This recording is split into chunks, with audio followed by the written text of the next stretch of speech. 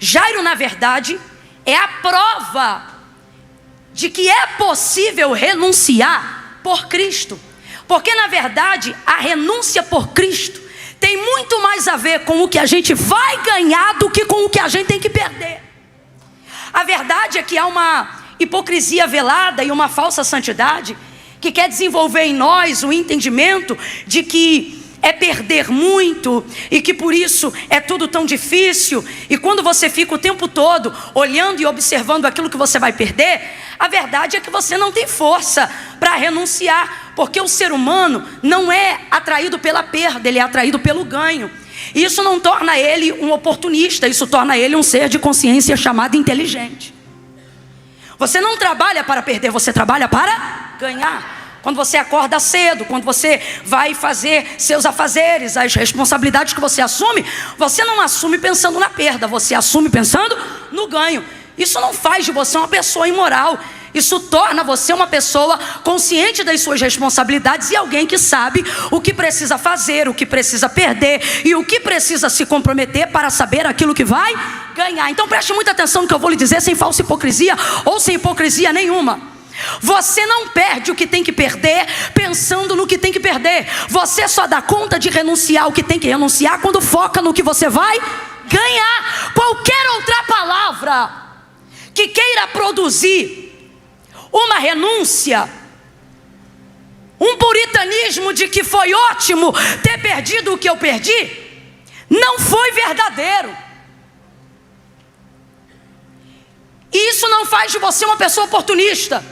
Isso faz de você uma pessoa intencional. E eu vou lhe falar abertamente: o expediente de Deus não são para o atendimento das nossas necessidades, mas para o atendimento das nossas expectativas.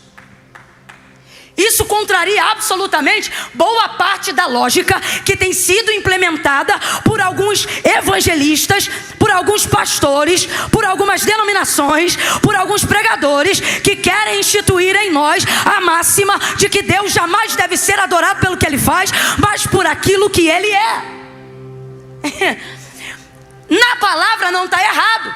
De fato, o adoramos por aquilo que Ele é e não por aquilo que Ele é. Mas a única maneira de saber quem Ele é observando as suas obras.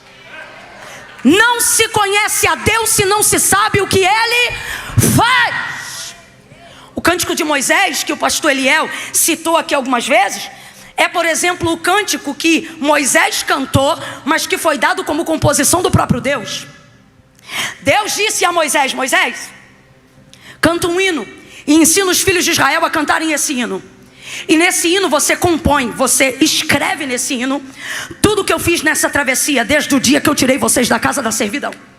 Escreve nesta canção, neste cântico, tudo que eu fiz. Ensina os pais a cantarem e fala para os pais ensinarem os filhos a cantarem e os filhos deles nos filhos deles. Por quê?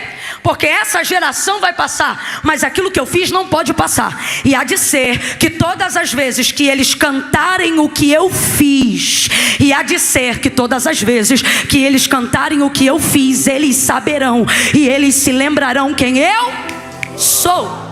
Deus está associando diretamente que Israel vai chegar ao entendimento de quem Ele é quando fizer menção das coisas que Ele faz ou fez. Mas a gente acaba desenvolvendo uma ideia de que não pode olhar para o que Deus faz e que não pode se aproximar de Deus esperando receber alguma coisa. Só que não há amparo bíblico nenhum para esse tipo de palavra, que só revela um sentimento poético, mas que não constrói uma narrativa que torna a nossa vida devocional real. E qual é a realidade? A realidade bíblica e teológica, ela está descrita no próprio texto, como defesa do que nós estamos dizendo em prol da própria palavra, para que você não permita que sua consciência te chame de oportunista, porque o evangelho da graça transmitiu em você a consciência de filho. Escute isso. É a própria palavra de Deus que diz assim: é necessário que todo aquele que se aproxima de Deus creia que Ele existe e que Ele é galardoador. Essas coisas não estão separadas uma da outra, isso está no mesmo contexto. É necessário que todo aquele que se aproxima de Deus creia que Ele existe. O que é crer?